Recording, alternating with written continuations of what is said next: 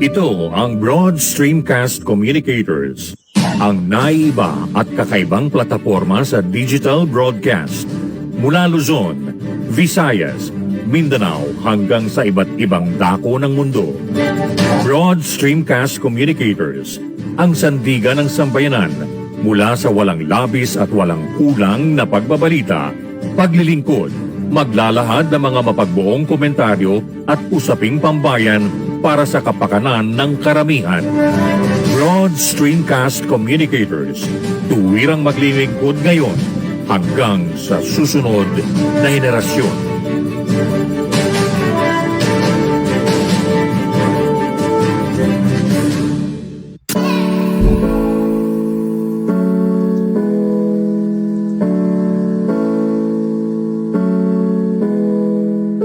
Buhay Online, Chikahan at kaalamang pangkabuhayan. Ating tunghayan, pakinggan at tuklasin ang mga pangyayari at kaganapan sa mundo ng online. Buhay Online, Chikahan at kaalamang pangkabuhayan. Alamin ang pinaka-latest trends mula sa trabaho at kung hanggang saan na ang narating ng teknolohiyang ito. At ngayon, narito na ang ating host, ang ating Techie Mommy, si Jaye C. Bautista.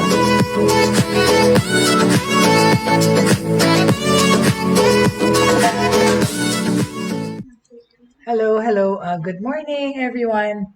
I wanted to say happy Wednesday, but it's not quite so happy kasi kahapon. Hello there, Jeannie. Hello, Jeannie Soldvela. Welcome to the show. I was just gonna say kahapon po kasi very sad news. Yesterday morning, ang aking kaibigan at kasama before sa Dyna recording, si Miss Claire de la Fuente passed away. And yes, she was COVID positive. Another one, this marks 5 people that I know who have died from COVID na mga kaibigan at saka colleagues sa industry. Last year, also, di ba, si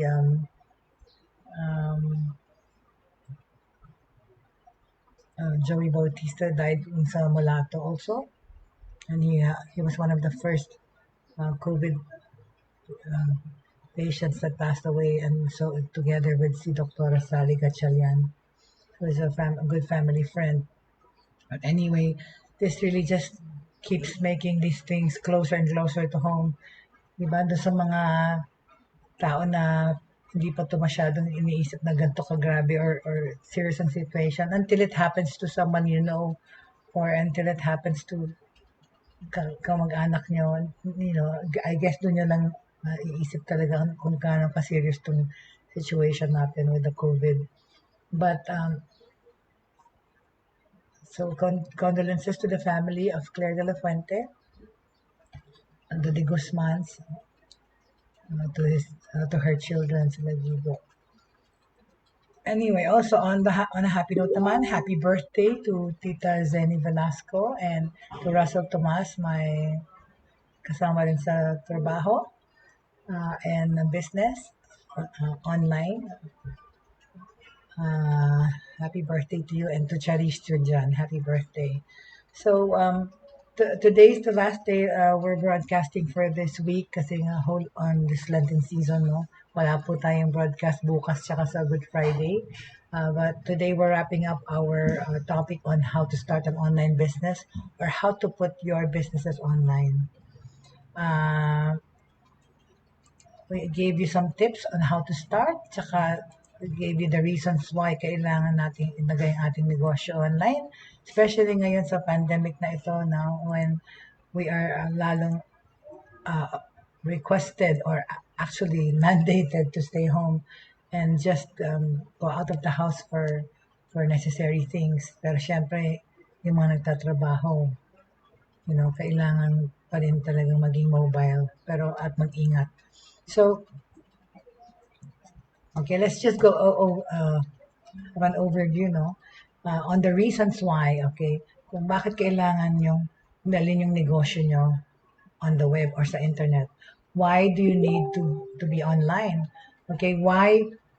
Una-una kasi, for you to have your business online, you have to have online presence, right? Okay, online presence is important. And in so doing, yun nga, kailangan nyo ng website, okay? Kailangan nyo ng social media page, like a Facebook.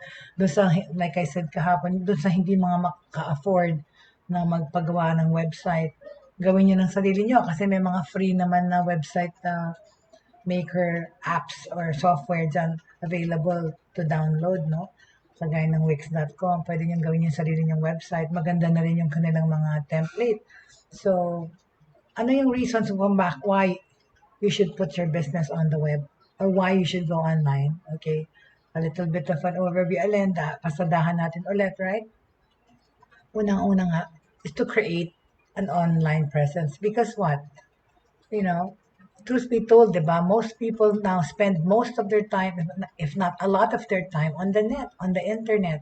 Kasi nga, bawal lumabas, diba? Pandemic. Having a website is your foot in the door to the world of digital marketing, right? From email marketing to utilizing social media, having an online presence allows you to explore digital avenues that could help you spread brand awareness, diba? Reach your customers, and increase sales more cost-effectively than traditional marketing methods. Talaga naman, talaga. Kasi kung itong mga reason na to should be enough reason for you to get your business online, di ba? So, ano yun? Ano yung paraan or bakit, right? Bakit natin kailangan mag-establish ng online presence? Of course, approximately 3.4 billion people or more worldwide have access to the World Wide Web, di ba? No matter what your business is, you can't ignore 3.4 billion people and siguro and counting, right?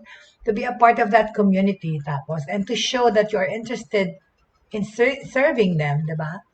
You need to be on the net. You should know your competitors na ngayon, di ba? Yung mga competitors niya nandiyan na.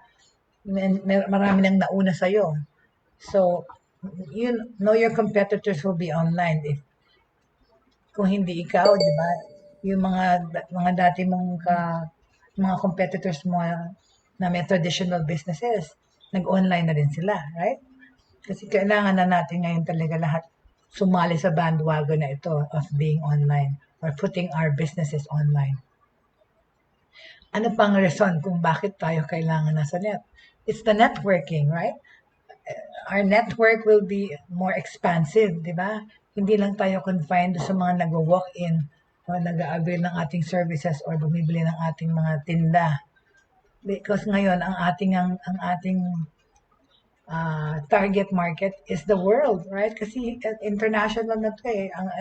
Ang extent ng internet is not just in the Philippines, it's global, right?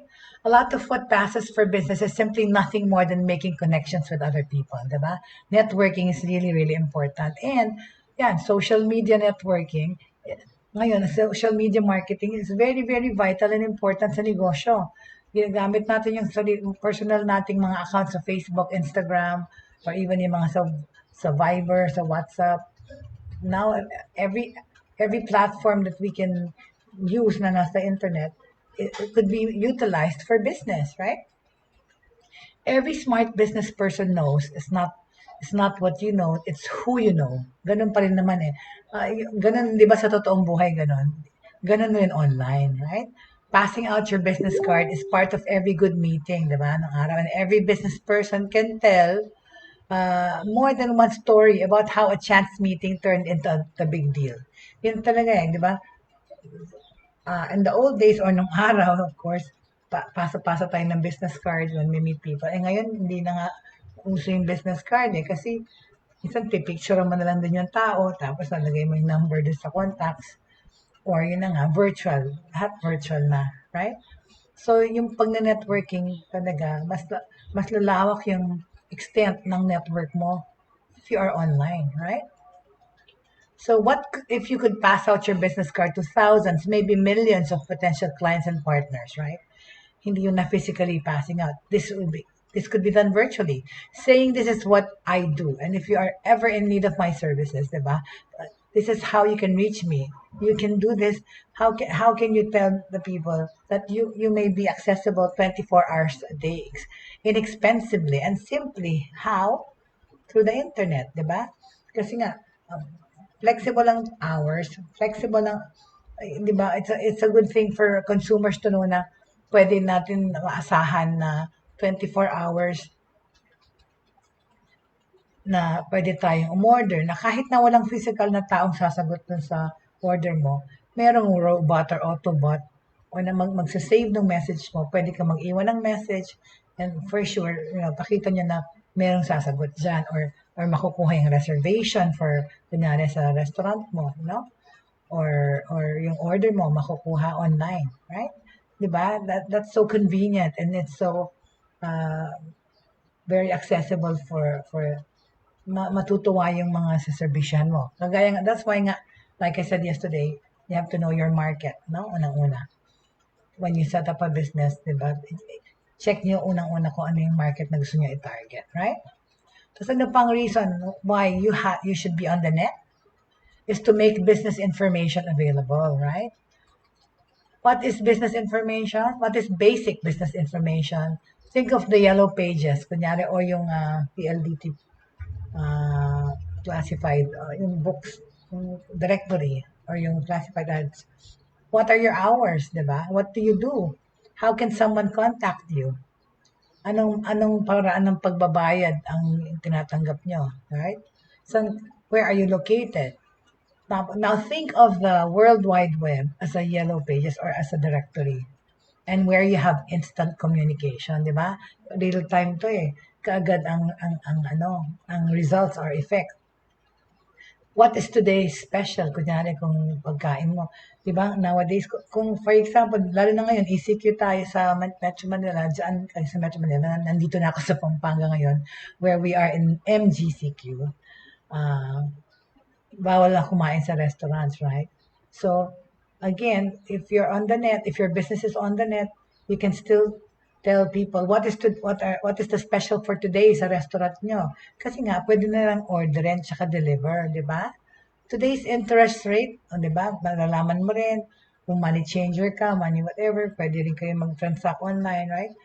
Tapos i-deposit na lang, direct deposit, e-banking na lang ang katapat. Kunyari, if you could keep your customer informed of every reason why they should do business with you, don't you think you could do more business that way? Diba? Kung ang mga potential clients mo or yung existing clients mo, alam nila na anytime pwede ka nilang tanungin, anytime pwede silang mag-order. Diba magandang bagay yon, right? So, I'm just saying that, now is a good time as any to embark on putting your existing traditional business online for these reasons and more, okay? Ang ano pa ang reason?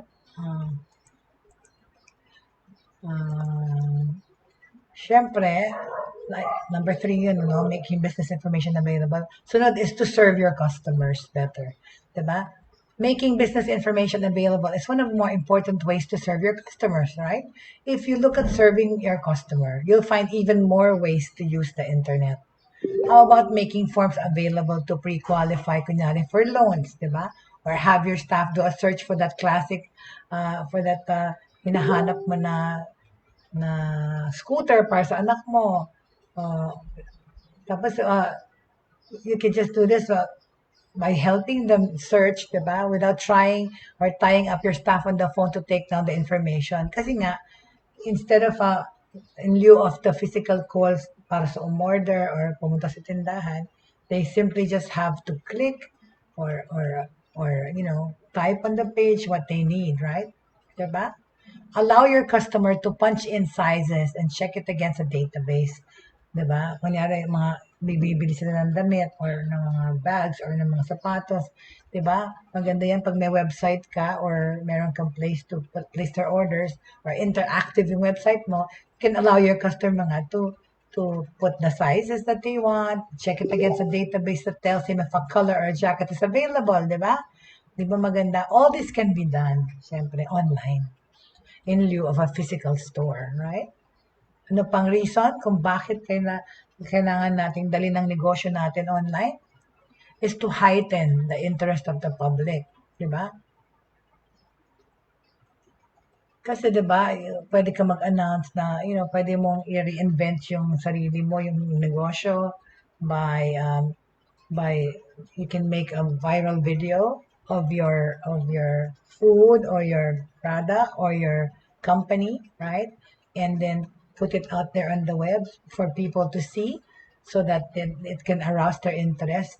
Para sabihin, uy, naku, kunyari, ang sisig ni Jen, whatever, uh, you know, is now available to you no matter where you are, blah, blah, blah, from all over.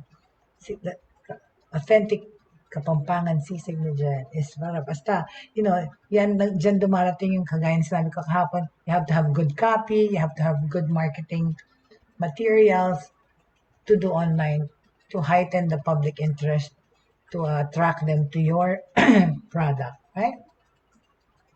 So, dapat kang gumawa ng web page or ng social media page kasi para yun ang titignan nila. Dapat interesting yung graphics mo, interesting yung video mo. Okay, if you want it as a video, ang dami ngayong magagaling na gumawa ng videos na yung mga vlogs, right? Or yung mga, you can hire a director or a writer, a script writer or copywriter if you can't do it yourself.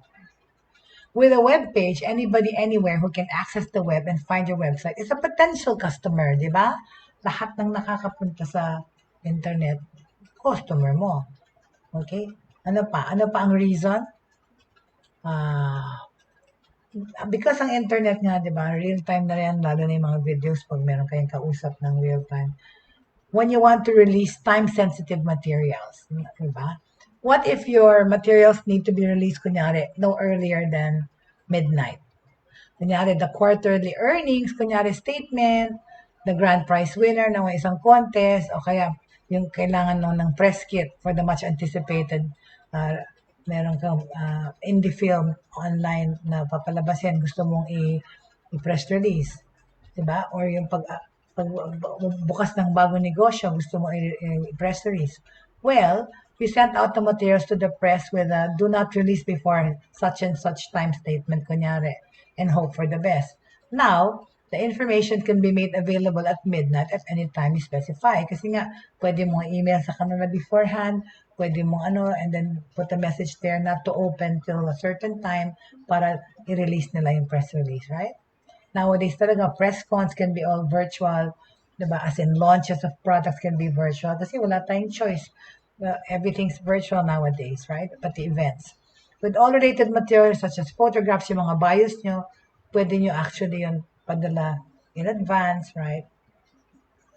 Pero ilagyan nyo lang earmark nyo lang yung time na kung kailan kailangan i-release, diba? Ano pa? Bakit kailangan tayong idalhin yung business natin online? Because we can sell things and we can earn money, of course. Ayun ang pinaka-obvious reason. Many people think this is the number one thing to do with the internet. But I'm making it just number 7 kasi we think you should consider selling things on the internet and the World Wide Web after, diba? After you have done all the things na sinabi ko sa inyo beforehand, saka lang yung selling part, diba? Kasi may preliminary work to be going online, may preliminary work, which is the things that I have said yesterday and for the past few days, okay? With those things, you have to register, you have to find a domain, di ba? Yung sinabi ko kahapon, you have to do all that first, okay? Before actual selling, right?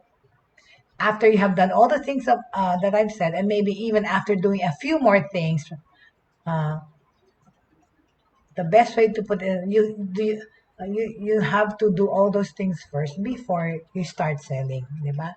Yeah, so do the groundwork first. Put up a page, whether it's Facebook page or a website, register, get a domain, di ba? Gawin yung sarili nyo. Yung WordPress, di ba? Sabi ko sa inyo, ano rin yung libre. Pwede rin kayong kumuha doon ng site. So, do those things first, okay? Before people decide to become customers, they want to know about you, right? That's why it's important to do the groundwork, lay the groundwork, and create your online presence first. Yan ang first and foremost, create your online presence muna, okay? What you do and what you can do for them, because they would want to know. After they learn about your business, you might be able to turn them into customers, right? So, kailangan talaga yung groundwork muna. Good morning there, Angelica. Yes, happy Holy Wednesday to you. Thank you, thank you. Ikaw din, Angelica. Please keep safe. I was just saying that about my sadness about this COVID, diba? Because a friend of mine passed away again from COVID yesterday. Si Miss Claire de la Fuente. An icon in the OPM. But anyway, so ano pa? Ano pa ang reasons why we should be online? Ayan, naririnig ko ang aking Tita Heidi. I think she's here. Tita Heidi, mag-hello ka kaya sa ating mga viewers. Tita Heidi. Pasok. Hindi ako nagtuturo, Tita Heidi. My show. I'm doing my show. Online. But anyway, so ano pa? Yan, we're live. So I'm here in Pampanga where my neighbors are relatives ng aking magiging asawa. Anyway, so ano pa ang reason why we should be online with our business, okay? Is to make picture, sound, and video available, okay? Kasi 'di ba, nowadays talaga, dati static yung mga website. Pero now kasi you could post pictures and videos so that you can make your products and your brand more interesting. Lalo na pag pagkain, di ba? Nakakagutom pag maganda yung video at saka appetizing yung itsura ng pagkain mo. So yan. The internet allows you to add sound, pictures, and video to your company's information, di ba? Ang mga brochure hindi kaya yan. Yung papel. Pero sa internet, pwede lahat yun, di ba? They can see you also in action. Kung chef ka nagluluto, they can see you in doing Zumba, kung Zumba instructor ka. So, all those things, right? Ano pa? To reach a highly desirable demographic market. Yeah. Sa part ng pag-network. The demographic of the World Wide Web user is probably the highest mass market demographic available. Talaga naman using college-educated or currently in college, making a high salary or soon to make a high salary, whether undergrad or professional, wala. Lahat yan, kaya mong ma-reach through the internet. Okay?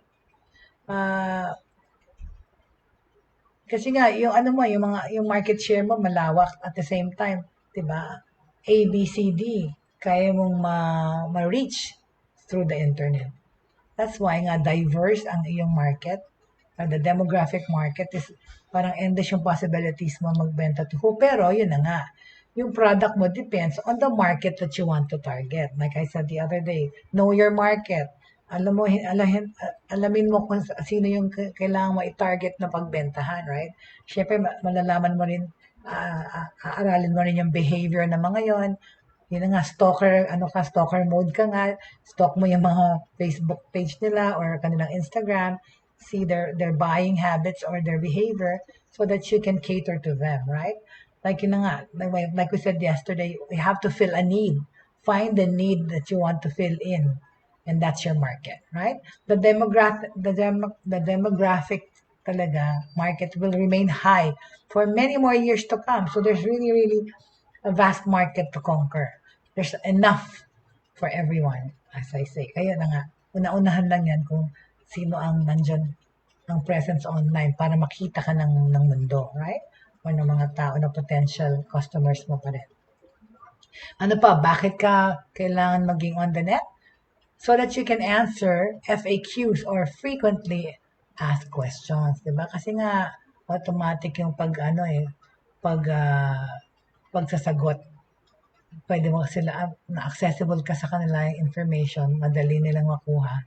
Whoever answers the phones in your organization can tell you their time is usually spent answering the same questions over and over again, 'di ba? Sa real time na customer service sa telepono, paulit-ulit lang yung tanong.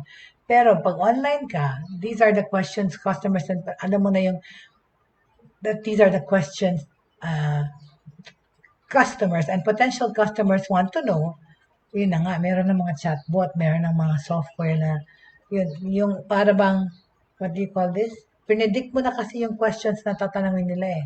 About your company, about your service, about your products, about your school, if you're a school, about your business, your restaurant, diba? So, lalagay mo na, yun yung nakikita nyo sa Facebook, diba? Pag kinlik nyo yung no more, lalabas yung mga questions. How can I help you? Hours of operation, mode of payment, nakalagay na doon lahat. So, hindi na mo na kailangan marinig yung paulit-ulit nilang tanong, right? Because yan, spoon-fed na sila ng pre-conceived questions, right? Okay? So, ano pa? Bakit pa kailangan na tayo dali ng negosyo natin online? Excuse me, pardon me. Because we want to stay in contact with salespeople. Kakainom lang ako Excuse me, pardon me. Iinom pala ito sago. Ay, taho. Thank you, Cell, Maricel Chu, or Maricel Del Coro for this yummy taho that you gave me to start my day. Salamat, Cell. Anyway, so let's stay in contact with salespeople, di ba? Your employees on the road, kung ikaw meron ka mga fini-field na salespeople sa negosyo mo, your employees on the road may need up-to-the-minute information that will help them make the sale or pull together the deal. If you know what information is, you can keep it posted in complete privacy on the World Wide Web, right? A quick email or text can keep your staff supplied with the most detailed information. Kaya nga, without long-distance phone bills and flying up the staff at your office headquarters. Kaya nga, interactive rin, no? Diba? Or yun na nga, instantaneous. Kung meron silang kailangan na information, sa text mo lang, na mag-email. Of course, lahat naman ngayon ng cellphone, meron ng kapasidad na buksan yung email or check ang email. Kasi ang data, meron mga unli dyan. So, make use of that. So, the internet is good that way. Disseminating information, stay in contact with your staff or your salespeople. That's very convenient, right? Ano pa? If you're on the web, like I said, ang market mo malawak. Hindi na lang local people ang cateran mo right? Especially if you're selling, like for example, yung mga gourmet tuyo, ganyan, mga pagkain niya pero pwede i-ship, you're gonna be open to international markets as well, right? Di ba ang ganda?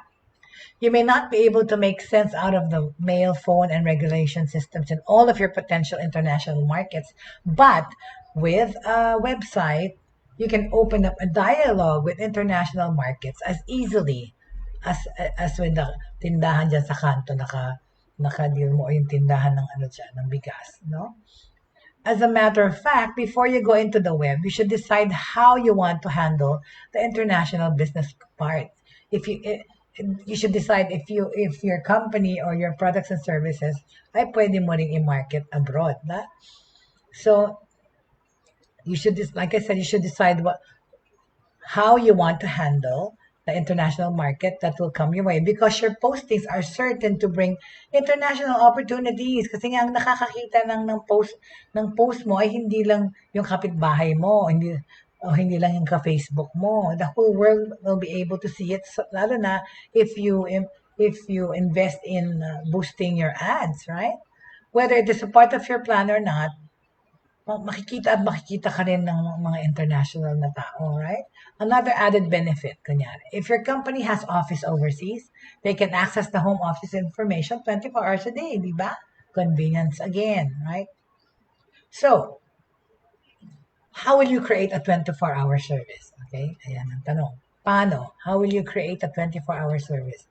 If you've ever remembered too late or too early to call another time zone, yan, dahil yung magkaibang oras, hassle talaga yun.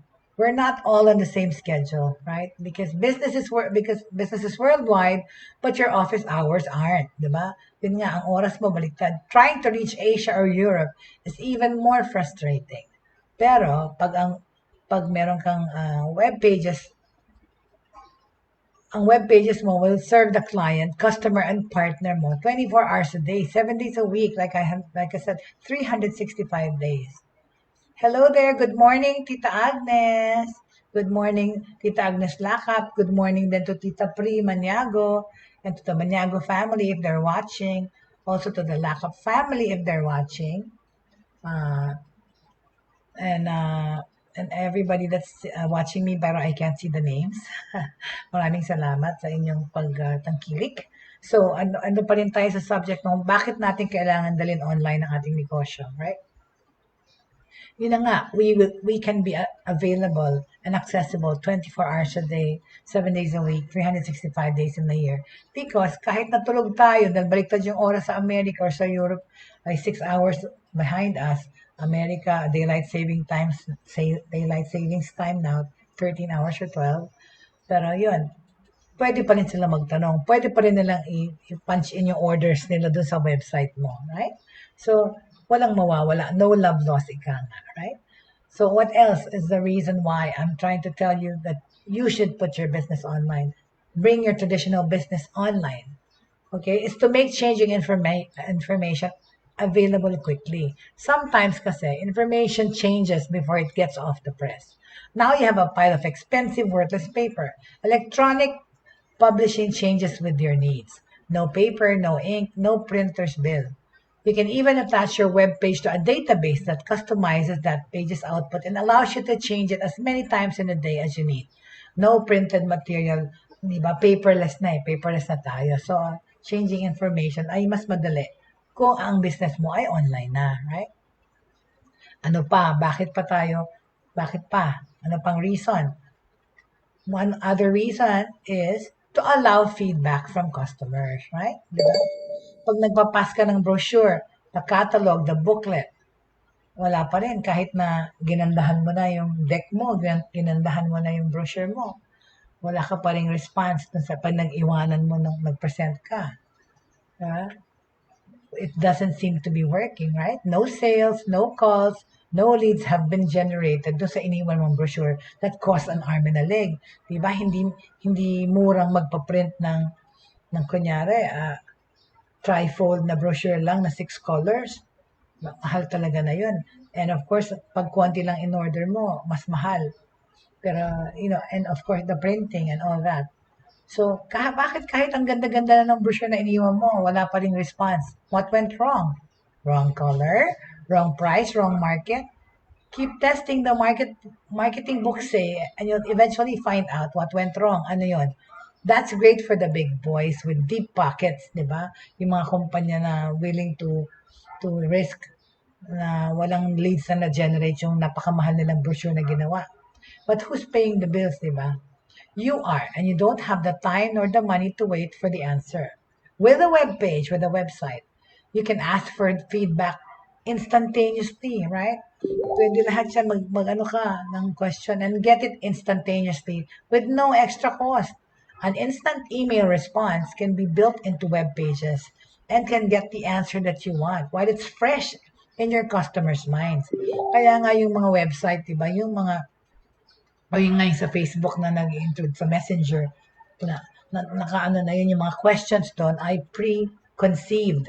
Meaning, pinedict na nung may-ari or yung gumagawa nun, ng software na yun na nagtatanong yung mga parang chatbots or automatic answering device. Pinedict na yung mga common questions. Depende sa kung ano kang klaseng business. Like yung mga food business and all that, or service-oriented, common yung mga tanong, di ba? Like, what can I do for you? Or how may I order? Or how much? Or do I have a menu kung restaurant? Do you have a product list kung commodities naman ang tinda mo? So, those are the things, right? And because if you're on the net, you will allow feedback from customers to be given to you right away, okay? Instantaneously, okay? Kasi nga, for them, there is no extra cost to do that. Saka kasi accessible ka, madali nilang masasabi kung anong gusto nila, right? At kung what they think about your company or your products. Ano pang reason? I still have a few good reasons why you should bring your business online, okay? Why? To test market new services and products. Diba? Kunyari, meron kang bagong produkto na naisip na gusto ibenta. Yan ang testing ground mo, di ba? Ang internet. Tied into the reason above, we all know the cost of rolling out a new product, di ba? Pag-launch ng produkto in person, mahal. Papa-press con ka, papa-event ka, bibigyan mo pa yung mga media, or papa-publish ka pa sa newspaper ng ads. Very, very expensive, right? Advertising, diba? PR and advertising, expensive. Once you have been on the net and know what to expect from those who are seeing your page, they are the least expensive market for you to reach, okay? They will also let you know what they think of your product faster, easier, and much less expensively than any other market you may reach. Kaya nga, very, very important aspect kung bakit kailangan. Because pwede ka nga mag-test market, mag-test ng audience, test ng customers, test ng prospects online with less cost. Kasi isa-shout out mo lang yan, ipopost mo lang yon, of course. Diba? Kesa sa kukuha ka ng venue para mag-press con, kukuha ka ng sponsors, kung hindi mo kayang magbayad ng mga pagkain at papakain mo sa press. For the cost of a page or two of web programming, you can have a crystal ball into where to position your product or service in the marketplace, diba? For minimal cost or less cost than it would to launch a product in real life. Mas cost effective kung sa internet mo yan gagawin, right? Ayun na nga, in connection to this, to reach the media na lang, diba? Every kind of business needs exposure, right? And it needs the exposure that the media can bring you. Ako, di ba, I'm media. So I know all my more than 20 years that I've been going to launches, press cons, writing press releases, okay, organizing events. Because I grew up also in the PR, marketing communications world. My sister Jackie Maniquez is a well-known publicist. Back in the day, of course, and ako na nga rin naman ako na rin sa kanya yan. I've been a publicist also of some politicians and some personalities through the years. And of course, I've been a columnist in Manila Bulletin for a long time, and I had my own column there for 9 years. And ayun na nga, so to reach the media is important if you have a product, right? Or if you have a service, if you have business, okay? As we touch on reason number 5, to heighten public interest, yung reason number 5. Diba? Kasi we have to entice and arouse the interest of the people to your product or to your company. But what if your business is reaching the media as a newswire, a publicist, or a public policy group? The media is the most wired profession today, since their main product is information, diba? And they can get it more quickly, cheaply, and easily online. Online press kits na ngayon ang uso are becoming more and more common, diba? In lieu of yung dating papaprint, gagawa pa yung mga pictures. Since they work with the digital environment of more and more press rooms. Talaga, lahat kami ngayon, virtual, digital na. Digital images can be put in place without the stripping and shooting of the old press rooms. And digital text can be edited and outputted on tight deadlines. Madaling-madali. Real-time na kasi kami ngayon. Dati, when I used to travel all over the world to review and to attend launches of technological products, I miss those days kasi I'm, Techie Mommy nga. And diba, I had my own column, Techie Mommy, for 9 years. And that took me traveling to all over the world to attend launches, to review the latest in technology. And I think my mentor Manila Bulletin and Art Samaniego for that opportunity. But now, of course, I'm still media, and I'm here now broadcasting to you, giving you information on how to and why you should put your businesses online. So, cheaper na ngayon kasi, di ba, online press kits na, okay? Digital images, like I said, can be put in place, and then we can meet our deadlines easier now through the internet.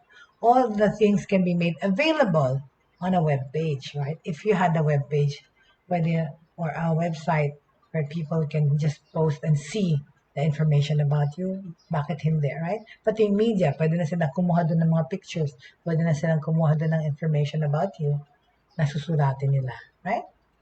Ano pang reason? Okay. It's to reach the education and youth market, all right? If your market is education, consider the most universities already offer internet access to their students, and most K-12s will be on the internet within the next few years. Talaga yan. Truth be told, books, athletic shoes, study courses, youth fashion, and anything else that would want to reach these overlapping markets should be on the web. And education is on the web nowadays. Yun nga, yung subject natin ng online tutoring, di ba? Yan ang lucrative jobs to have nowadays, especially in this pandemic, right? When we are looking for alternative ways to make money in lieu of going physically to the offices. Even with the coming of the commercial online services and their somewhat older populations, there will be nothing but growth in the percentage of the under 25 market that will be online. Talaga, the under 25 market talaga, yan din yung mga nag-order online, right? Yan din yung mga nagbabiyahe, yan din yung mga bumibili, okay? Okay, ano pa? Why? I still have a few more reasons why kailangan nating lagay ang ating negosyo online to reach naman niche markets also, right? As much as the whole demographic market is available, it's also a way for us to reach yung niche markets. Specialized markets are niche markets. Kunyari, do you sell fish tanks in specialized field? Art reproductions, kunyari, or do you give flying lessons? Or are you a life coach? You may think that the internet is not a good place to be. Well, you have to think again. Because now the internet isn't just computer science students anymore, di ba? Like I mentioned, with the 3.4 billion and growing number of users of the internet, even the most narrowly defined interest group will be represented in large numbers. Okay, since the web has several very good search programs, your interest group will be able to find you or your competitors. Ano na nga talaga eh, like I said, most people, diba? A lot of people spend time on the internet most of the time, right? Anyway, so yeah, I'm gonna give you, okay, if your business hasn't already taken to the web, I think it's very important that you think about putting your business online.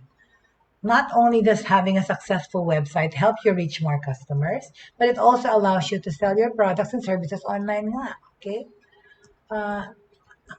Another reason, of course, another important reason, okay, is that you'll be able to serve your local market, all right? You're going to be able to serve the local market. We've talked about the power to serve the world with a web page. How about your neighborhood, di ba? Even your local neighborhood, pwede mo silang matulungan, pwede mo silang servisyohan. Mas lalo silang matutuwa kasi alam nila nandyan ka lang, right? So, reasons why, di ba? These are all the reasons why you should put your business online. You'll instantly increase your sales too, okay? Businesses often have to bend over backwards to keep increasing their profits. Pero, while you may have a local base of customers, syempre, it's always important to try and keep getting new customers, new prospects, looking at new leads, right? It can be hard to acquire new customers and keep them coming back. How to retain them as your customers is what is important, okay? And taking your business online can take care of this problem almost instantly, providing your customers the convenience to order online and have products delivered straight to their doorstep, diba? Gives them more reason to buy from you, diba? What's more, kung may website ka, you will be visible on Google, diba? Nowadays, diba, Google is our friend, right? So, pagka Googleable ka, diba? Marketable ka, diba? So, it just makes sense to have online presence, which is the main thing here about putting your business online. is to create an online presence so that people can find you, people can know you, people can know about your products and services. And that's what's important, most important. Tapos yun na nga, being online, you can market your business better, di ba? Tsaka pwede mong upgrade yung sarili mo. Like we said, yung traditional businesses, the brick and mortar businesses, kahit di ka techie, you can actually have, nowadays, yung mga kabataan magagaling sa computer, humingi kayo ng tulong to put up your social media page like Facebook if you can't do a website yet, all right? Noong 2019, the most effective forms of marketing were done via the internet. That means that having a website which you can sell from directly can be a huge advantage. Pag tinayap niyo yung digital marketing into your website, you can keep customers pouring in. For instance, ano ba, may nagpukpok na dito. For instance, many businesses, narinig niyo ba yan? Pasensya na lang. Okay? Last 10 minutes. Because I live in an apartment complex, dikit-dikit yung mga apartment dito sa probinsya. Narinig mo yung ginagawa ng kapitbahay or sinasabi. For instance, many businesses nowadays focus on SEO. Again, SEO is search engine optimization. SEO involves using web pages and web content to make your business more visible on Google. Yun yung SEO, yung connected yan sa pag sinearch mo, siya yung unang pangalan na makikita mo. Binabayaran yung ginagawa yun. Hindi yung magic na ikaw ang unang-unang biglang makikita doon. Pinapa-optimize mo yung website mo. Para pag tinype na kunyari, yun, sisig ni Jenny, or sisig ni Jenny, or sisig in Pampanga, oops, sisig ni Jenny mauuna doon. That's called optimization. SEO involves, customers might find, that is what SEO is involved with, optimizing using keywords and taglines para mauna ka dun sa listahan pag ginugaw. Customers might find you for the very first time when they search for a particular product or service that you offer. Ano ba yun? Selling online also helps with other digital marketing methods. You can promote products on a social media and even create videos and infographics to reach more people, di ba? What's more, pwede ka pang gumamit ng yung mga ibang website may blog content, okay? To direct people to straight to your product pages. Yung nga, you can do vlogs and blogs and then ilagay mo yan sa iyong page, right? Pwede ka dun mag-live stream din or magpakita ng mga videos. Ano pa, di ba? Isang another reason why you should put your business online, it can increase your customer retention faster, right? Although pulling in new customers is a good strategy, di ba? Ang hirap tayo mag-encourage ng repeat sales, di ba?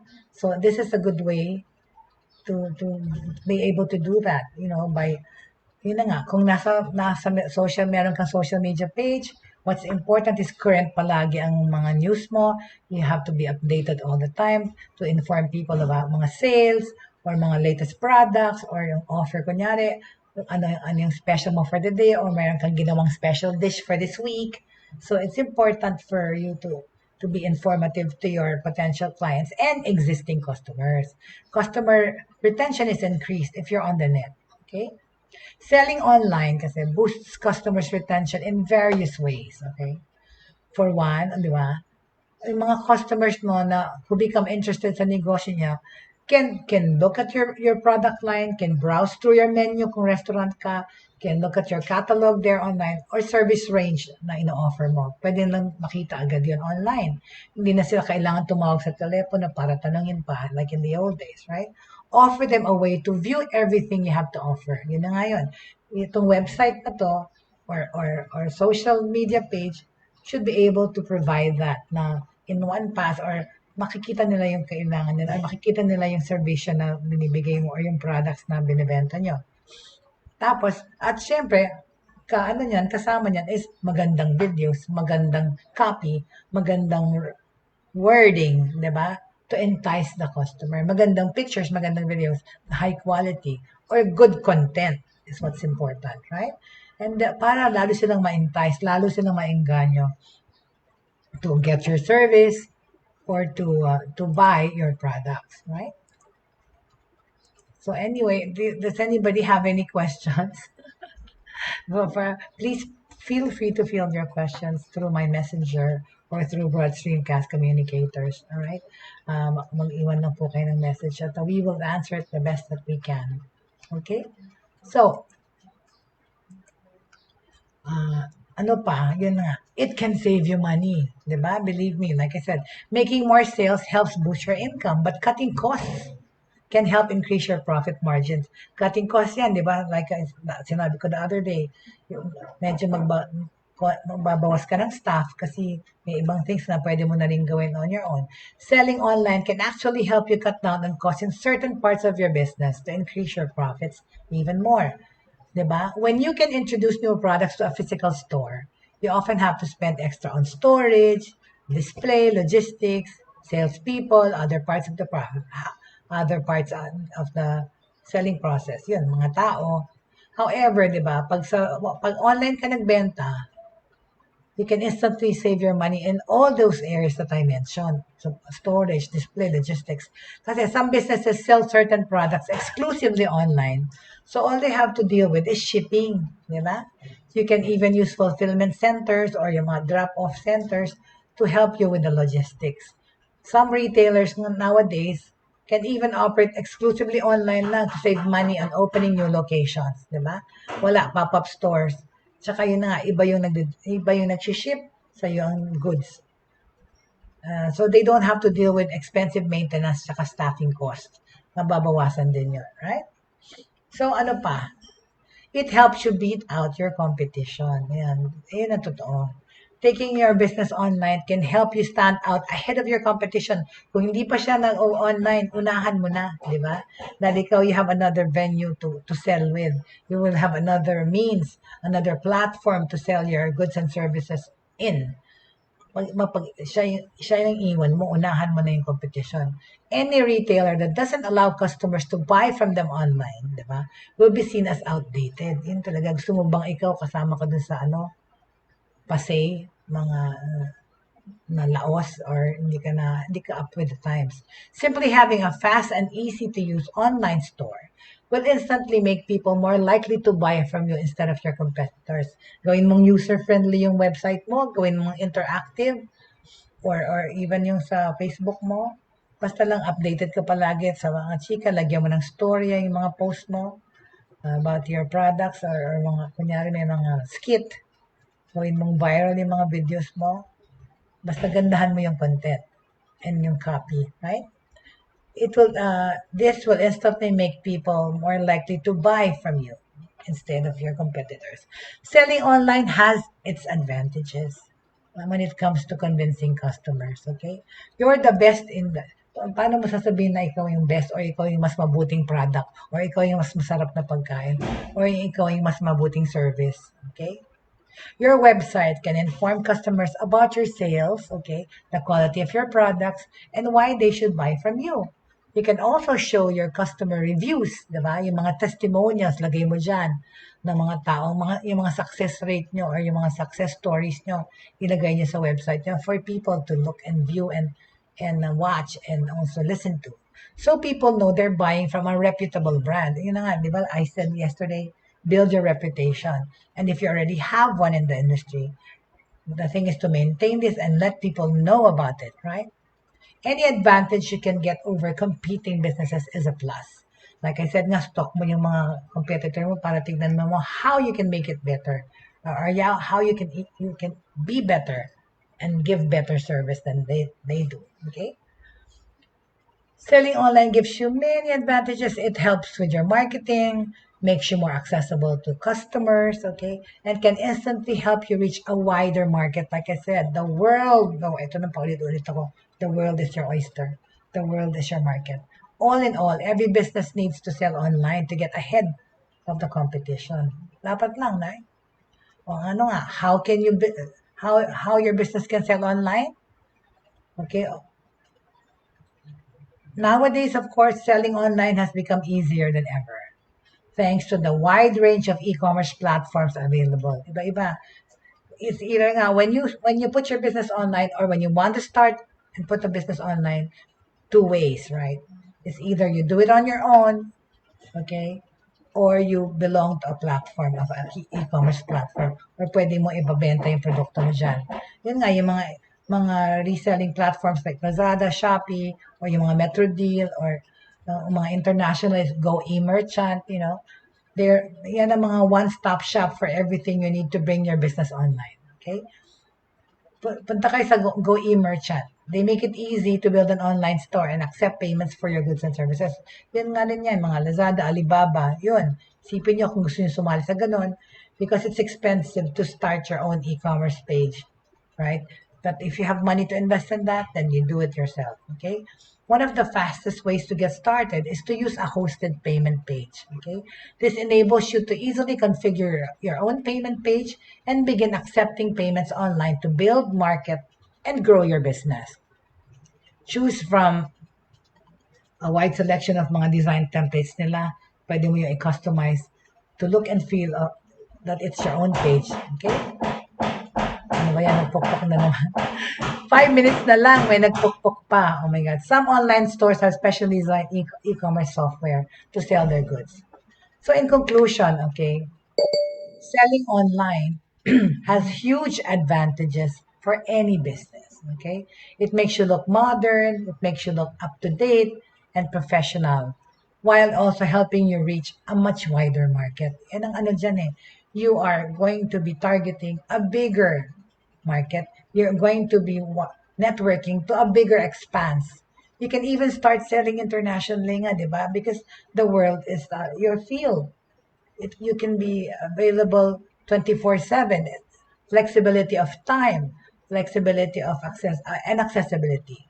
Whether you are offering products for delivery or services, online storefront software, okay, you should also you should invest in software to make your websites or to make your business go online. Think of the things that are needed, diba? Like I said, anong kailangan? Online presence. Anong kailangan sa online presence? You have to have a web page, whether it's a social media page like Facebook or Instagram or LinkedIn or Twitter, or whether if it's an e-commerce page or website, that is what you need to have. But of course, with that, you have to register your business, unang-una. Number 2, you get a domain, right? Kagaya na sinabi ko kahapon, ito yung mga kailangan, right? Oops, sorry. Sarili ko yung remove ko na naman. There you go. Okay? Register your domain para magkaroon ng branding yung ano mo, yung company mo or products also. And then, belong to a hosting. Okay, and go to GoDaddy, look it up. Saan mura lang or madali lang sumali dyan. But anyway, so that's what's important. Establish your online presence, right? Because this is what you need in order for you to start your online business, okay? If you take a moment to think about it, it's quite a lot, okay? Kasi the average person spends over a day a week online, which is twice as long as 10 years ago. Just imagine how things continue to grow. Yun na nga, 3.4 billion people, right?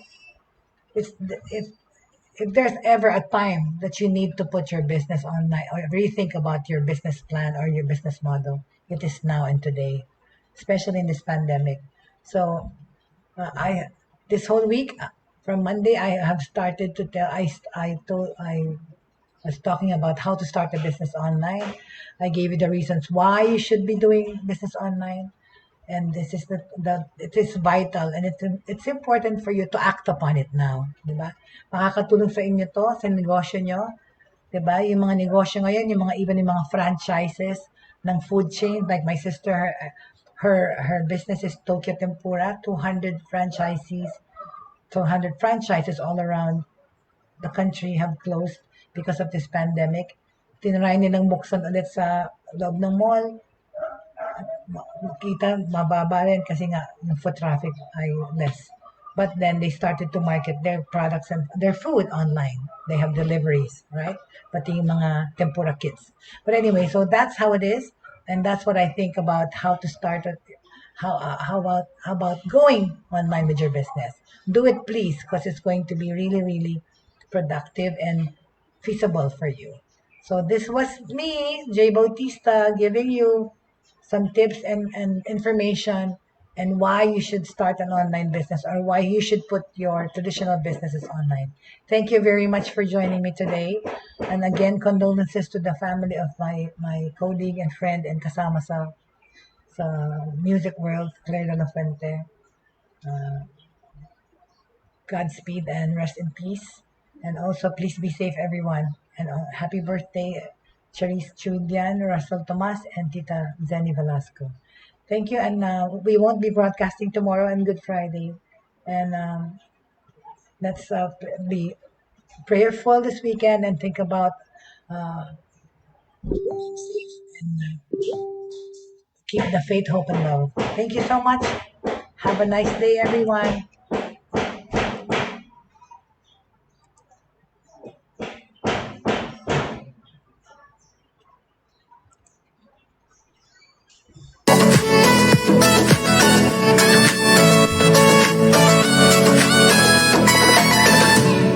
Inyong natunghayan at napakinggan ang mga makabagong pamamaraan sa mundo ng online sa pamamagitan pa rin ng Broad Stream Cast Communicators.